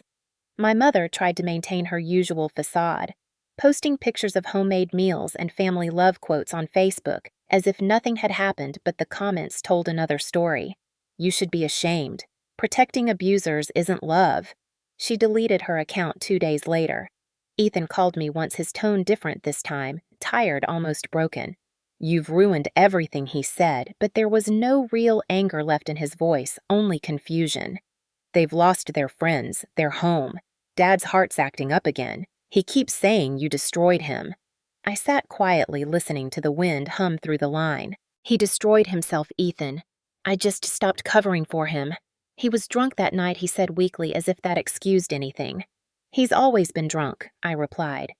You just never wanted to see it. He exhaled. I don't know what to do anymore. Maybe stop protecting him, I said. Start protecting yourself. He didn't reply. The line went dead. For a while, I thought that would be the end of it, but justice has a way of echoing. 3 weeks later, a letter from my father arrived at my office. No return address, just his handwriting firm slanted, still disciplined. I opened it slowly, half expecting venom. It began simply, You think you've won. You haven't. You'll never understand what it means to sacrifice everything for your family. You've embarrassed us, shamed us. You'll regret this one day. I read it twice, then folded it neatly and dropped it in the trash. There was no apology, no self-awareness, not even acknowledgement of the violence. Just more control disguised as righteousness. But the world didn't stay on his side. The local church released a statement condemning domestic aggression. The Veterans Board revoked his honorary title. By spring, the man who once ruled every room he entered had become a ghost in his own community. I didn't celebrate. I just watched from afar as the silence he had weaponized his entire life finally turned against him. Meanwhile, my own life began to move forward. The architecture firm where I worked offered me a promotion lead architect on a major urban housing redevelopment in Seattle. When my boss told me, I hesitated. I can't just leave everything behind, I said. Why not, he asked. Maybe that's the only way you start living again. Mark smiled when I told him that night. Seattle sounds like a new beginning, he said. I looked at him for a long moment, realizing how much he had endured my breakdowns, my anger, my silence. Would you come with me? I asked. I'd follow you anywhere, he said. Before I left Denver, I made one last visit to the old neighborhood. The house on Brookside Lane was already surrounded by construction tape, the developer's crew preparing to demolish it. A red sign on the gate read, Future Site of Brookside Women's Resource Center. I stood there for a long time, the winter wind cutting through my coat, and thought about how poetic it was that a place built on control and silence would soon become a refuge for women learning to find their voices. I didn't take a picture. I didn't need to. The memory was enough. My parents moved in with Ethan temporarily. I knew because the city forwarded some of their old mail to my new address, and I saw the postmark. For months, there was nothing else. No calls, no letters, no pleas. Until one Sunday afternoon, my mother showed up unannounced. She looked smaller than I remembered her once perfect posture, bent, her face lined with exhaustion. I opened the door but didn't invite her in. Grace, she said softly, I just wanted to see you. You saw me, I said. Now what? She winced. I didn't come to argue. Your father isn't well. He's angry, yes, but also lost. We all are, and that's my fault. No, she whispered, but you've made it impossible for us to come back from this. There was no coming back, I said quietly. Not after what he did. Not after you watched it. Her eyes filled with tears. He loved you in his way. That's not love, I said. That's ownership. She reached for my hand, but I stepped back. You don't have to forgive him, she said. Just don't forget that we're still your family. Family, I repeated. That word means something different to me now. She lowered her gaze. I can see that. She turned to leave, pausing at the door. Your grandfather would be proud of you, she said softly. I froze. How would you know? She smiled sadly. Because for the first time, you're just like him. Then she was gone. After she left, I sat in silence, her words circling in my head. Just like him. I thought of my grandfather's steady hands, his calm voice, the way he built things to last. Maybe she was right. Maybe I hadn't destroyed the family. Maybe I was rebuilding it on truth instead of fear. When the demolition began, I stood across the street one final time. The first strike of the excavator echoed like thunder. The walls crumbled, releasing decades of tension into dust. Mark slipped his arm around me. You okay? He asked. I nodded. Yeah, I said. For the first time, I think I am. That night, I got an email from a women's advocacy group asking if I'd be willing to speak at a local fundraiser about financial and emotional abuse in families. My first instinct was to say no. I wasn't a public speaker. But then I thought about all the daughters who were still trapped in homes like mine, taught to stay quiet for the sake of peace. I typed back one line. Yes, I'll share my story. In the days that followed, I started preparing notes. It wasn't about revenge anymore. It was about recognition, naming the pain, so it couldn't keep festering in silence. And though I knew my parents might never understand, that didn't matter. What mattered was that I did. What mattered was that the girl who once flinched at every shout was gone, replaced by a woman who had finally reclaimed her voice. Ethan's wedding was scheduled for early summer, barely 3 months after the demolition of the Brookside house.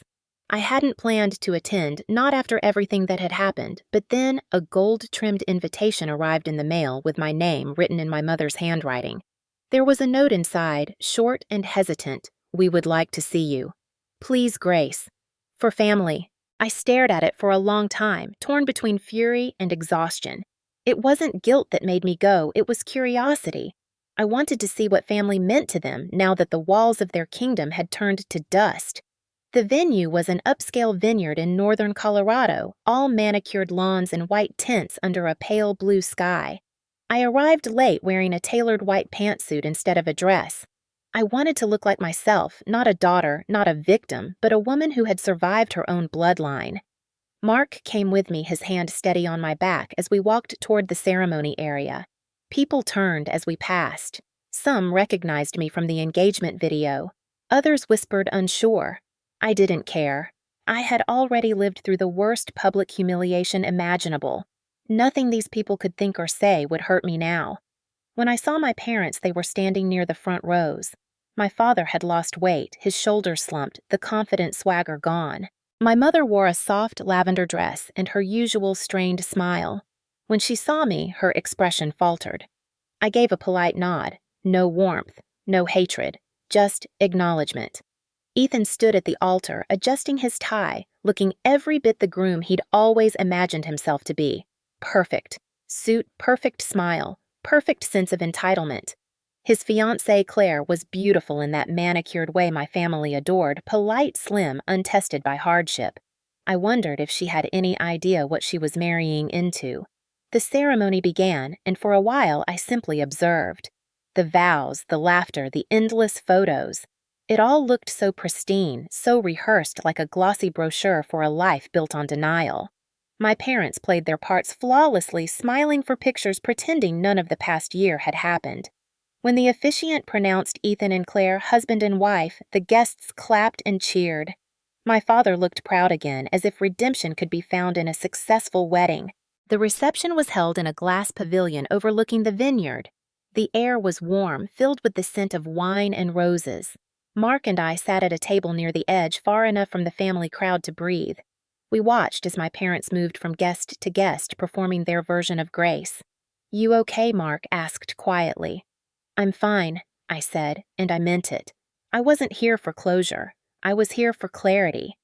It didn't take long for Ethan to find me. He walked over, champagne in hand, that same smirk I remembered from the engagement night barely concealed.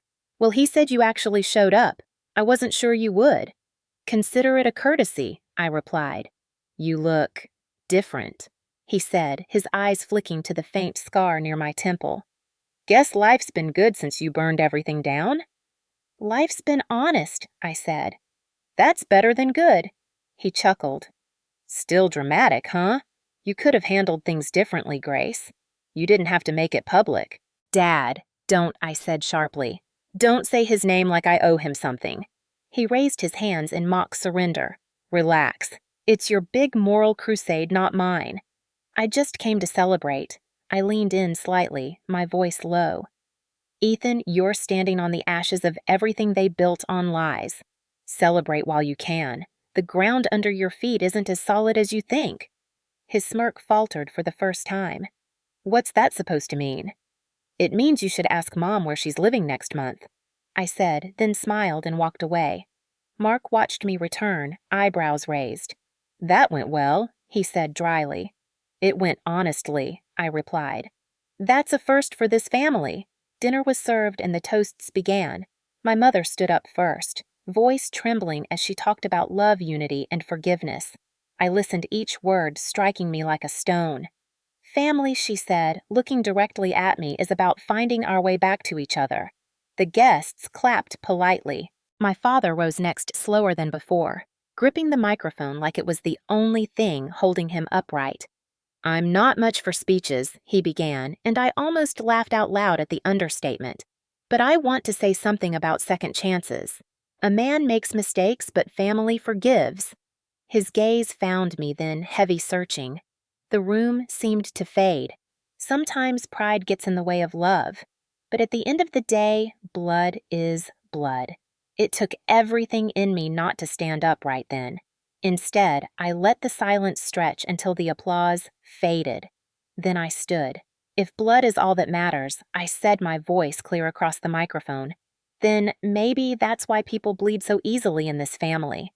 A collective gasp rippled through the room. My father's face turned gray. "Grace, sit down," my mother hissed. "No," I said. "You've all had your chance to speak about forgiveness. Now it's my turn." The crowd fell silent. A few months ago at my engagement, my father hit me so hard I ended up in the emergency room. My mother watched. My brother laughed, and not one of them apologized. I looked around the room, meeting eyes that darted away. Now we're here pretending that none of it happened, pretending that forgiveness is a performance we can schedule between dinner and cake. My mother's voice cracked. "Grace, please, this isn't the time." "It's exactly the time I said, because I spent years swallowing my pain so this family could keep looking perfect. But not anymore." My father rose his chair, scraping the floor. "That's enough," he barked. "You're embarrassing yourself." "No," I said calmly. "I'm freeing myself." For a long moment, no one moved. Then someone started clapping quietly, hesitantly. It spread like a wave through the guests, half genuine, half uncertain. I set the microphone down and walked out, leaving the sound behind me like a closing door. Outside, the night was cool, the vineyard bathed in silver moonlight. Mark caught up with me at the edge of the lot. "That was," he began. "Necessary," I said. "Painful," he finished. I nodded. Both. The next morning, my phone buzzed non-stop. Messages from guests, from old friends, from women who said they wished they'd had my courage. And one voicemail from my mother. Her voice was weary. "I don't know what you thought you accomplished, Grace. You humiliated us again. Your father's chest pains are back. I hope you're satisfied."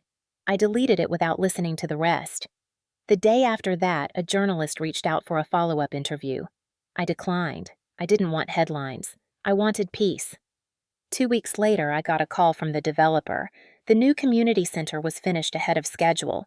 They invited me to the opening ceremony. When I arrived, the building gleamed under the afternoon sun, modern and open, with a brass plaque near the entrance that read, "Brookside Center, a place for renewal, donated by Grace Donovan."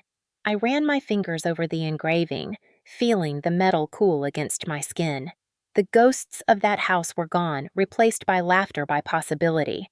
During the dedication, a local reporter asked me what inspired the project.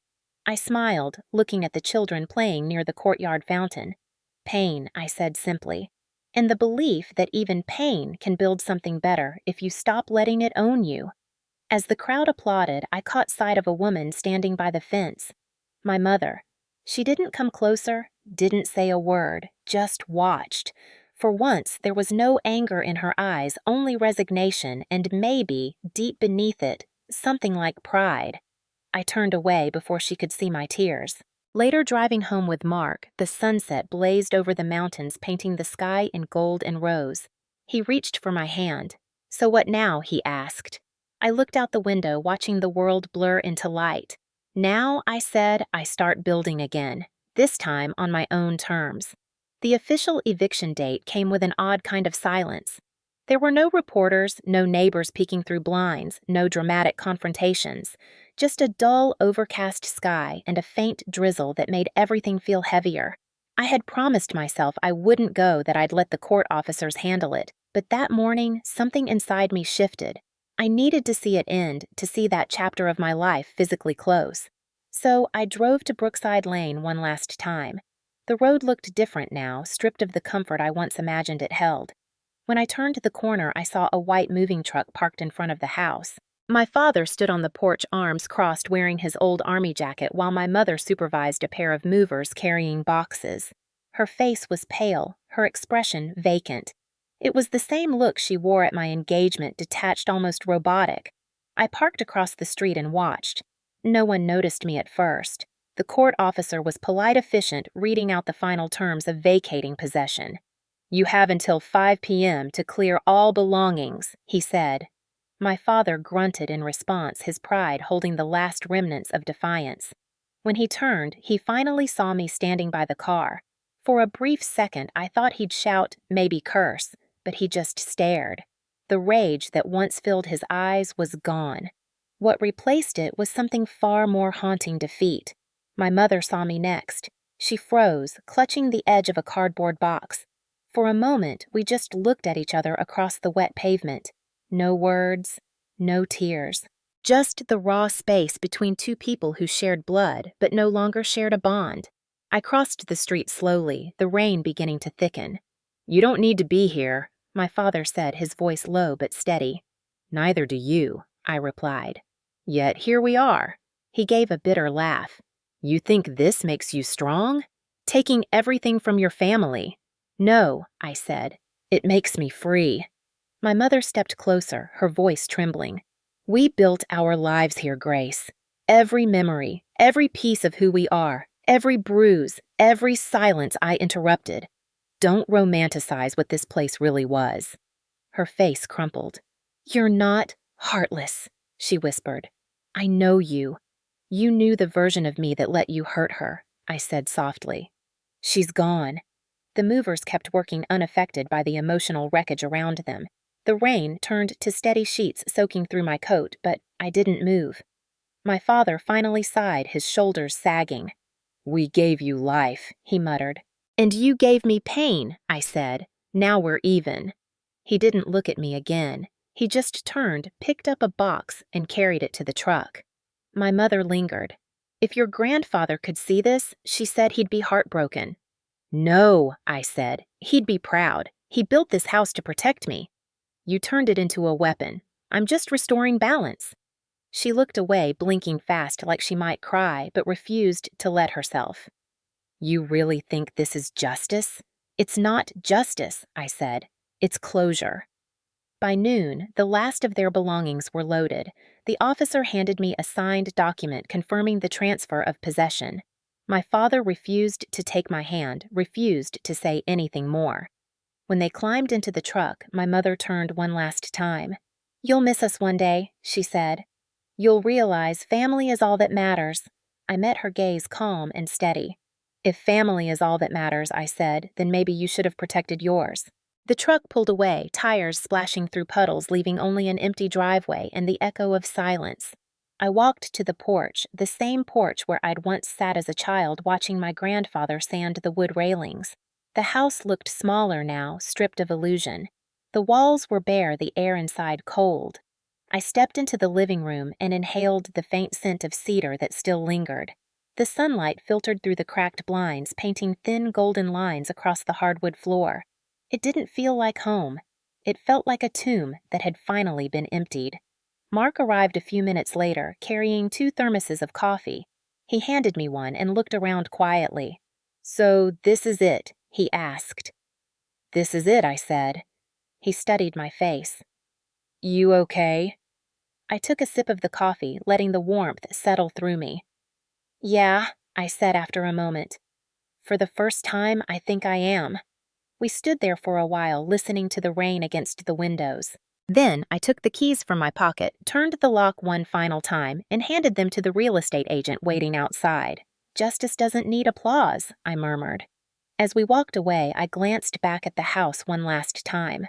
For years, that place had been a symbol of my father's authority, my mother's silence, and my own endurance. Now it was just wood and stone stripped of meaning. The past couldn't hurt me anymore. I slipped my arm through Mark's as we walked toward the car. "What now?" he asked. "Now," I said, watching the clouds break slightly to reveal a sliver of sunlight. "I build something better." The letter arrived 2 weeks after the eviction, postmarked from a small town in Wyoming. I recognized my mother's handwriting, immediately elegant, controlled, and painfully familiar. For a full day, I let it sit unopened on my kitchen counter, the creamy envelope catching the morning light. I told myself I didn't care that I was done letting their words pierce me, but every time I walked past it, something twisted in my stomach. Finally, late that night, I poured a glass of wine, sat by the window, and tore it open. The paper smelled faintly of her perfume, rose, and talc, the scent of childhood mornings that should have felt safe but never did. The first line was exactly what I expected. "Your father and I don't understand how you could do this to us." I exhaled, already exhausted. "We loved you. We did everything for you. The money, the schooling, the opportunities. You were never grateful, Grace. You always pushed us away." I read the words again, slower this time. No apology, no acknowledgement of what had happened.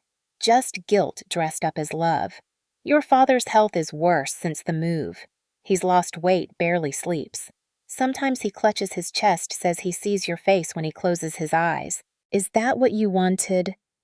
To destroy him?" I felt something inside me crack, but it wasn't regret. It was fury. They were still playing the same game, twisting pain into accusation, pretending my healing was cruelty. "We forgive you," the letter continued. "Even though you've broken this family, we forgive you. Maybe one day when you have children of your own, you'll understand what sacrifice means." I stopped reading. My hands trembled not from sadness, but from disbelief. Forgive me. They were forgiving me. The people who had stood silent as my father struck me, who watched my life unravel and called it a lesson, were offering forgiveness like a gift I should be grateful to receive. I pressed the letter flat against my knees, staring at the neat looping script that had once guided my school notes and birthday cards. I realized that every word was a weapon dipped in sentimentality. Every sentence was designed to pull me back into their orbit. And for a split second, I felt the old pull, the urge to call, to explain, to fix. Then I remembered the sound of my father's hand meeting my skin, the silence that followed, and how no one had moved to stop it. I folded the letter carefully, walked outside onto the patio, and placed it in the metal fire pit. The night air was crisp, the sky clear. Mark stepped out behind me, barefoot, holding his jacket over his shoulders. "You finally opened it?" he asked quietly. "Yeah," I said. "And it's what I expected." He nodded, glancing at the letter. "You want me to read it?" "No," I said, striking a match. "I don't want anyone else carrying that poison." The flame caught instantly, curling the edges of the paper. The words blackening, curling inward like something being devoured. We stood there in silence, watching it burn. The last line to vanish was, "We forgive you." I tossed the matchstick in after it. "You don't owe them anything," Mark said softly. "I know," I whispered. "But they'll never know that." He slipped his arm around me, his warmth grounding me against the cold night air. I watched the ashes drift upward, glowing faintly before disappearing into the dark. "Do you think they'll ever change?" I asked. "People like that don't change," he said. "But you did." I looked at him, then at the empty fire pit. "Yeah," I said. I guess I did. Later, lying in bed, I felt lighter than I had in months. Not happy exactly, but unburdened. The letter had been their last attempt to pull me back into their world, and now it was nothing but smoke. Closure wasn't about apologies, it was about release. As I drifted toward sleep, I thought about something my grandfather once said while sanding the old porch railings. When wood splits, you can fill the cracks with gold if you want, but it'll never be the same. And maybe that's not a bad thing. Maybe that's how you know it's strong enough to hold again. I realized then that forgiveness wasn't about pretending the break hadn't happened. It was about acknowledging the fracture and deciding you'll never let it cut you again. When we finally moved to Seattle, the air felt cleaner, crisper somehow, like it carried a different kind of silence. Not the suffocating quiet of my parents' house, but the kind that lets you breathe again. Our apartment overlooked Puget Sound, and every morning I woke to the sight of gray water shimmering beneath a pale sunrise. For the first time in years, I didn't feel haunted. The past existed, but it no longer owned me. Mark and I unpacked slowly, making the space ours piece by piece. The walls were white bare waiting. We bought mismatched furniture from a local market and hung our own photographs instead of family portraits. It wasn't perfect, but it was real, and I realized that was enough. My first day at the new firm felt like walking into sunlight after years underground. The company Weston and Pierce specialized in urban renewal, restoring neglected spaces, building affordable housing, designing environments where people could start over. My supervisor, a sharp woman named Julia, greeted me with a firm handshake. "We've heard great things about you," she said, "and we're thrilled you're here. You'll be leading the Emerald Haven project." I blinked. "Already. You came highly recommended," she said with a smile. "And I like starting people at full speed." Emerald Haven was a large-scale community complex designed for survivors of domestic and financial abuse, a coincidence that felt like destiny. The moment I read the project proposal, something inside me clicked into place. It wasn't just a job, it was a mirror of everything I had survived. I threw myself into the work, sketching layouts late into the night, balancing beauty with safety structure with empathy. Every brick I planned, every window I designed felt like a small act of redemption. Seattle's rain became my rhythm. Mornings were misty afternoons, soft with drizzle evenings filled with the low hum of the city. On weekends, Mark and I explored the markets near Pike Place, holding hands under a shared umbrella, laughing at street musicians. He was patient with me, patient when I flinched at sudden noises, patient when I woke from dreams of the engagement night, sweat cold on my skin. He never asked me to forget, only to keep walking forward. "You don't owe the past anything," he'd say, brushing hair from my face. Not even memory. I didn't believe him at first, but the more I built, the more I healed. Months passed and the building rose. Concrete, glass, steel, each layer taking shape like the scaffolding of my own reconstruction. Julia encouraged me to present the design at the annual Architectural Renewal Summit. "Your work deserves recognition," she said. "And so do you." The thought terrified me. Standing in front of hundreds of professionals speaking about something so personal, it felt too vulnerable. But she was right. I had been silenced once before. I wasn't going to let fear do it again. The night before the summit, I sat on the balcony watching the city lights ripple on the water. A gentle fog rolled over the bay, softening everything it touched. I thought about my parents, not with anger, but with distance. I hadn't heard from them since the letter. Maybe they had moved again. Maybe they were still blaming me for everything that went wrong. It didn't matter anymore. I wasn't their echo. I was my own voice. At the conference, I walked onto the stage in a dark navy suit, my notes trembling slightly in my hand. The crowd waited. I took a deep breath and began. Architecture, I said, isn't just about buildings. It's about memory. It's about the spaces that hold our stories, even the ones we'd rather forget. I told them about this Brookside project about turning a house of pain into a refuge for women rebuilding their lives. I didn't share every detail, but the emotion carried through my words. I saw heads nodding, eyes glistening. When I finished, there was silence for a heartbeat and then applause that filled the room. It wasn't the kind of applause that comes from politeness. It was the kind that carries understanding. Afterward, a young woman approached me. She couldn't have been more than 22, clutching a notebook to her chest. "Your speech," she said, her voice shaking. It meant everything. "My mom went through something similar. I'm studying architecture because I want to build places that feel safe too." I smiled, swallowing the lump in my throat.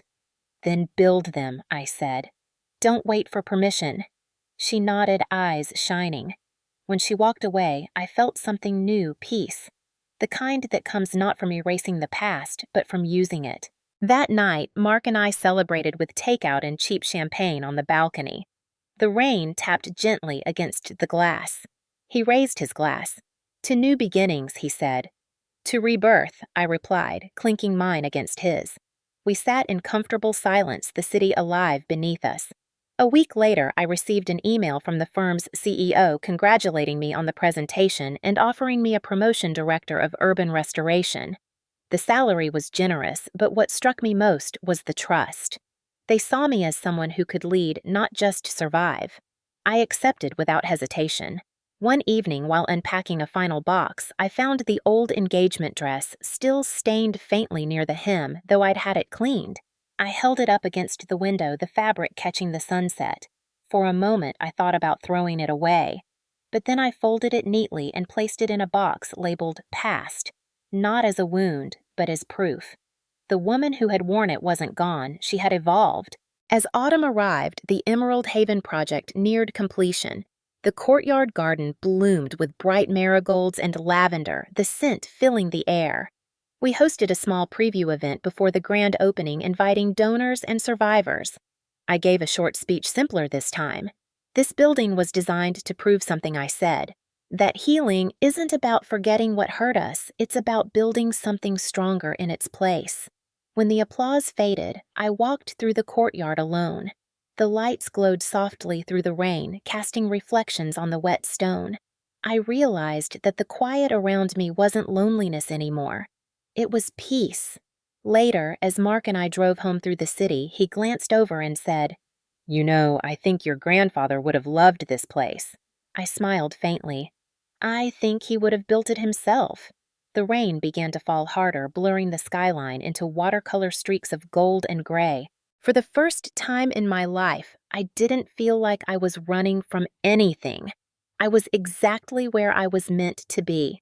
It happened on a gray November afternoon when the air smelled like rain and burnt coffee. I had just finished a site inspection for the Emerald Haven project and stopped at a small cafe near the pier for warmth. The place was half-empty quiet except for the soft hum of conversation and the clinking of cups. I ordered a latte and found a seat by the window, watching ferries drift across the sound like slow-moving ghosts. I was reviewing notes on my tablet when I heard a voice that made my stomach tighten, a voice I hadn't heard in nearly a year. "Grace." My fingers froze mid-swipe. When I looked up, Ethan was standing a few feet away, holding a takeaway cup. He looked different, thinner, unshaven eyes ringed with exhaustion, but still unmistakably my brother. "Wow," he said with a hollow laugh. "I wasn't sure it was you." "Ethan," I said quietly. "What are you doing in Seattle work?" he said, though his voice lacked conviction. "Well, trying to. It's been rough lately." He hesitated before sitting down across from me without asking. I stared at him, uncertain whether to stand or stay. Finally, I exhaled. "How'd you find me?" "Didn't," he said. "Pure accident. I saw your name on the construction sign outside the new center. Couldn't believe it." He tried to smile, but it faltered halfway. "You really did it, huh? You actually turned that house into something good. It's not the same house." I said, "It's something new."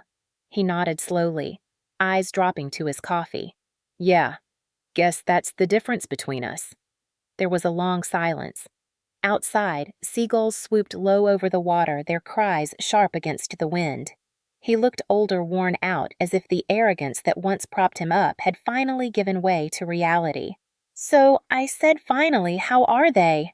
He didn't pretend not to understand. "Dad's not great. Heart's worse. He mostly stays in bed. Mom's been taking care of him, but she's tired. They talk about you sometimes." "Do they?" I asked. "What do they say?" He shifted uncomfortably. "Depends on the day. Sometimes Dad says you betrayed him. Other days, he says he wishes he could take it back. Which part? The slap, he said. The rest, I don't know. I looked out the window, my reflection faint in the glass. And you, what do you think, Ethan? He sighed. I think we all lost something that night. No, I said softly. You didn't lose anything. You stayed exactly where you were, protected, favored, forgiven. You've always been forgiven. He rubbed his temples, his voice low. You think I haven't paid for it after the video my firm dropped me. People whisper. Nobody trusts me. You ruined Dad's name and mine got dragged with it. Then maybe you should have spoken up, I said. You watched him hit me. You laughed. His jaw tightened. I was drunk. I didn't mean. You didn't stop him, I said. That's what matters. The words hung between us heavy as rain clouds. For the first time, he didn't argue. He just looked small, deflated.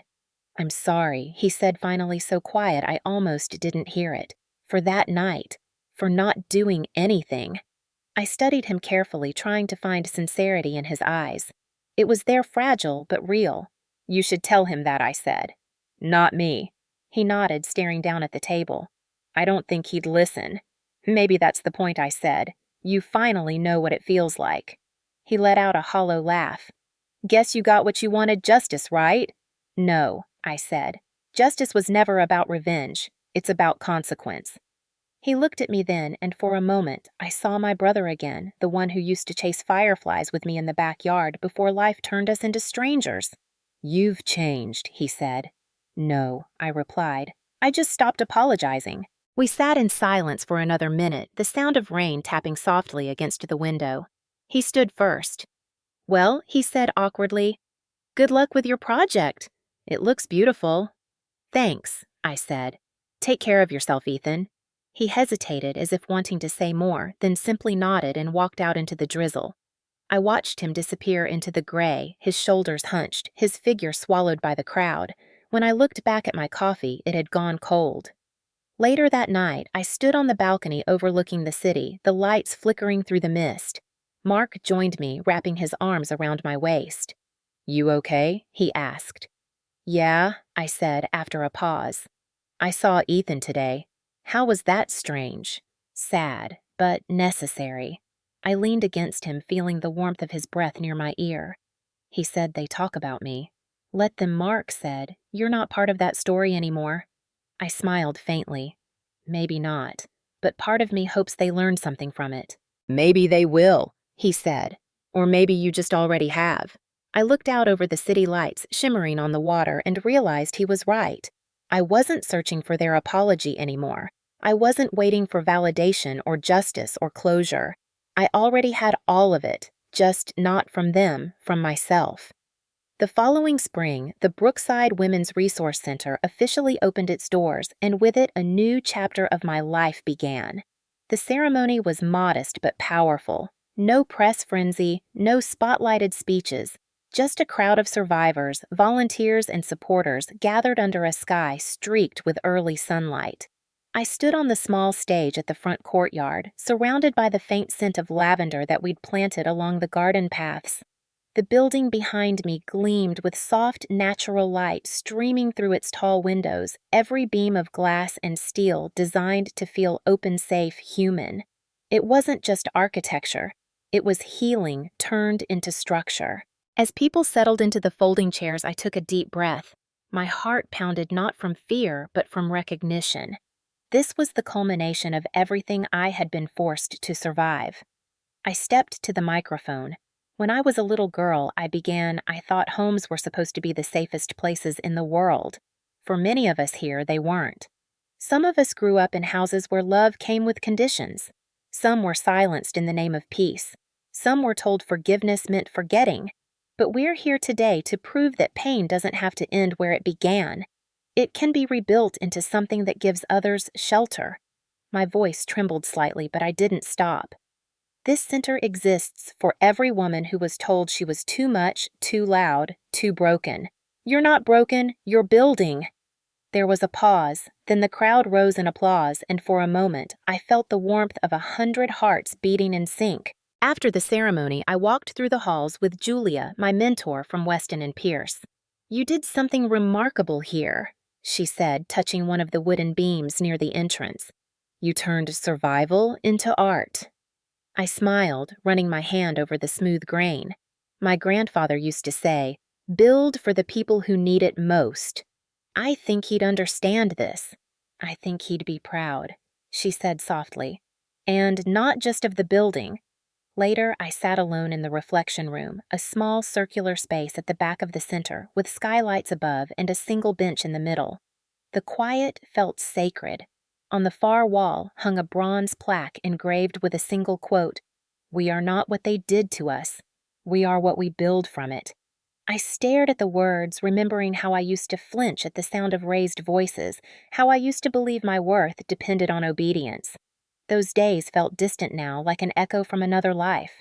The center grew quickly. Within months, we had housing programs, counseling sessions, and financial independence workshops. I poured my energy into it not out of obligation, but purpose.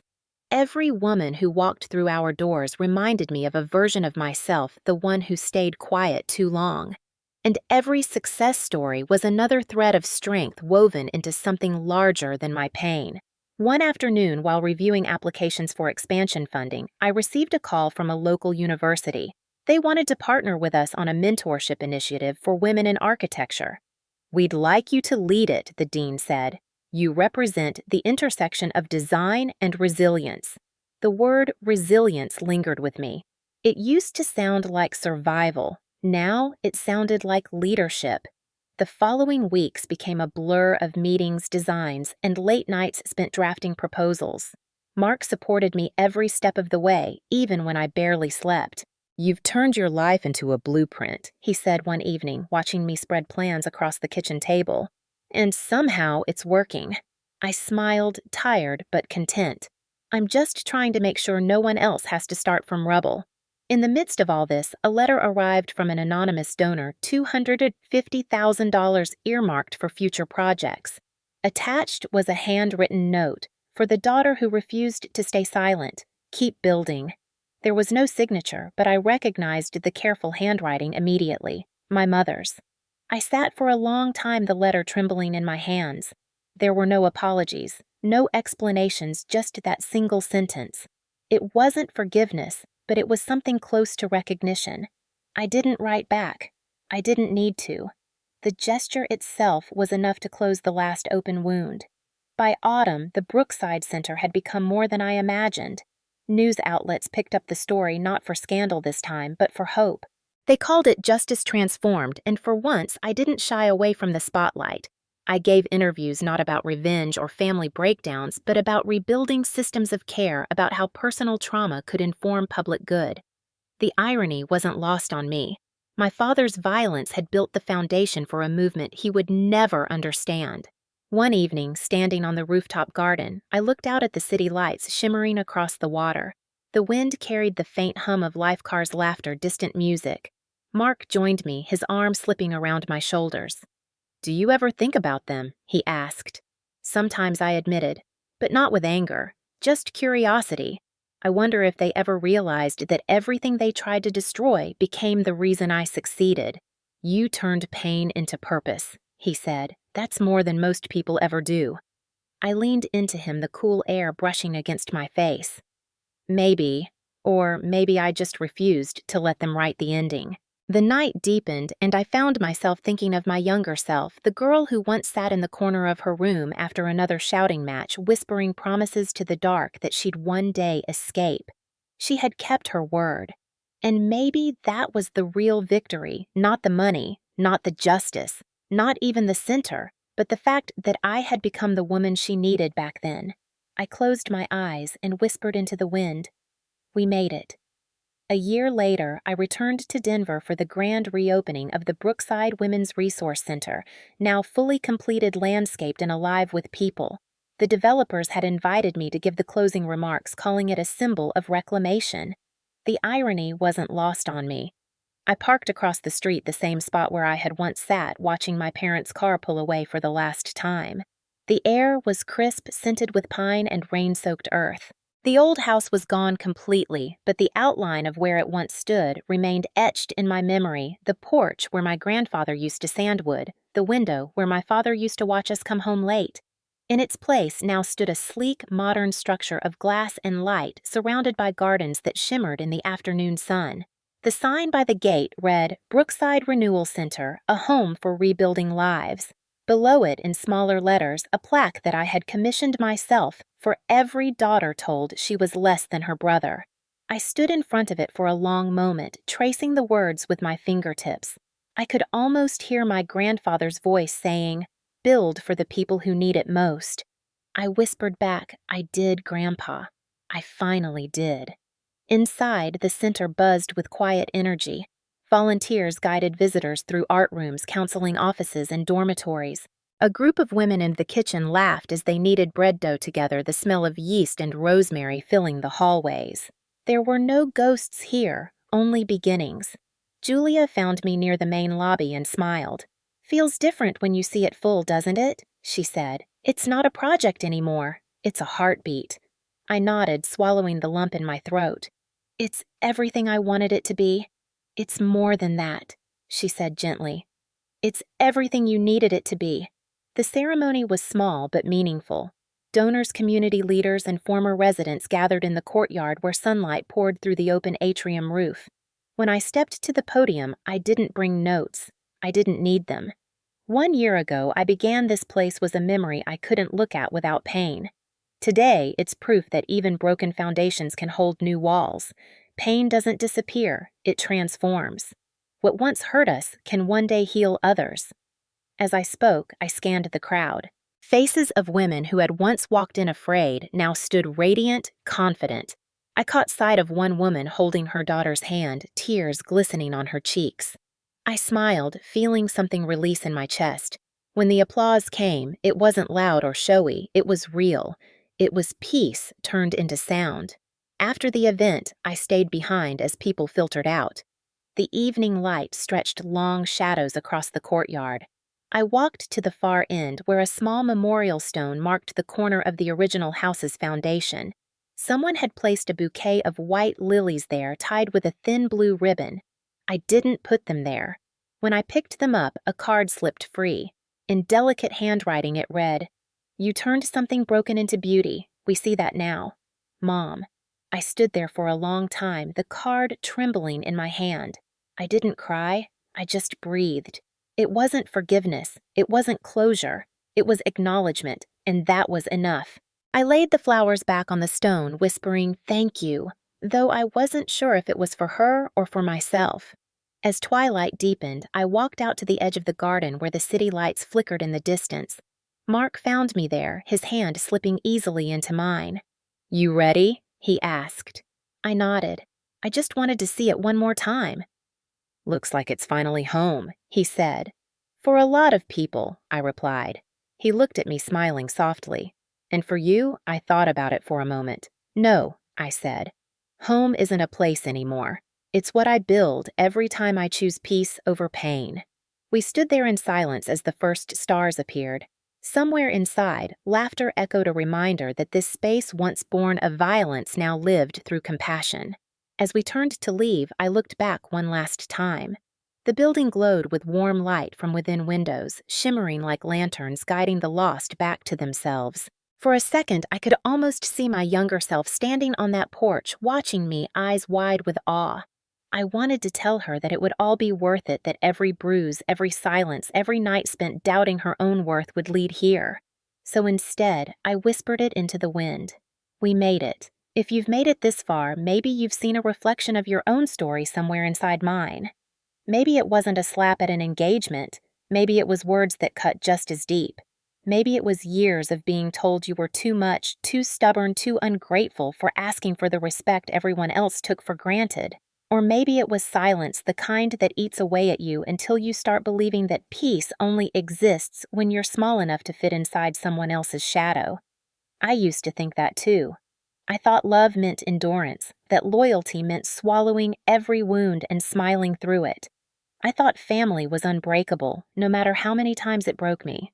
But the truth is simpler and harder all at once.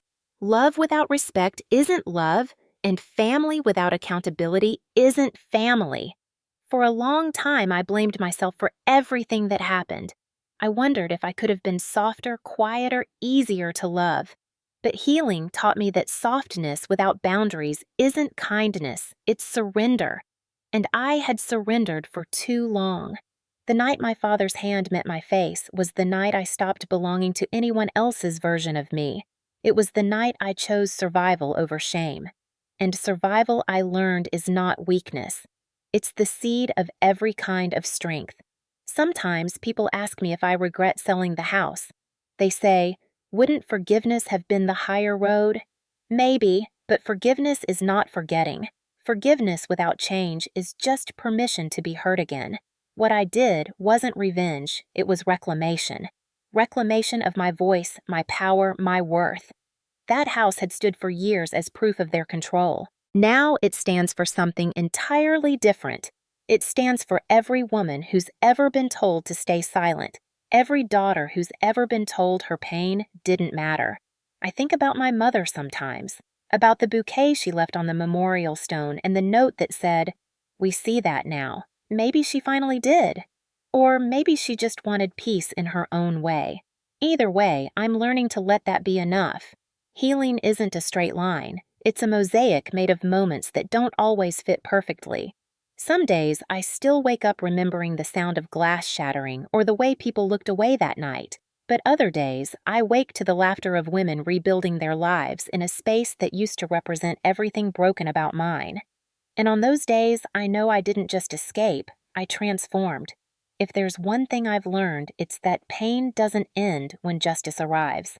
It ends when you start building something stronger from it. When you realize you were never meant to carry the weight of someone else's sins. When you stop waiting for the apology that will never come and start writing your own ending. The world may never understand the courage it takes to stand up to your own blood, but you will. And that will be enough. So if you're listening to this, if you've ever been in that impossible place between love and survival, let this be your reminder you are not alone. You are not crazy.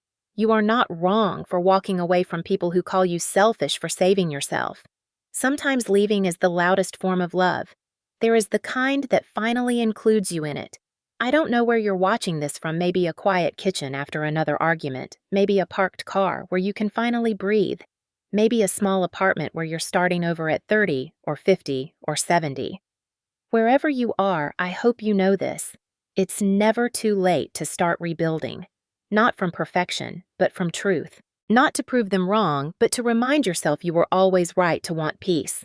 If my story taught me anything, it's that survival doesn't end with escape. It continues in every brave step you take after the new home you design. The laughter you allow back in the way you learn to trust your own reflection again. You will still have scars. But scars are proof that healing happened, not that pain won. And if you've ever been told that family is everything, remember this family should never cost you yourself. The people who love you will not demand your silence as proof of loyalty. The people who love you will see your strength and call it beautiful, not difficult. I built a house once out of pain, but I built a future out of freedom, and you can too. You don't need to wait for permission. You just need to decide that the story doesn't end with what they did. It begins with what you'll do next. So here's my question for you. Wherever you are in the world, when did you decide enough was enough? Was it a word, a night, a silence that broke you open? Tell me in the comments below, and tell me where you're watching from, your city, your time, your story. Because stories like this don't belong in the dark anymore. They belong to everyone who's still fighting to find their voice. If you found strength in mine, maybe it's because we're part of the same rebuilding. So like, subscribe, share it with someone who needs to hear it. Not because of algorithms, but because sometimes a single story can light a path for someone who's still in the dark. You are not what they did to you. You are what you build from it. In the next chapter, it's yours to write.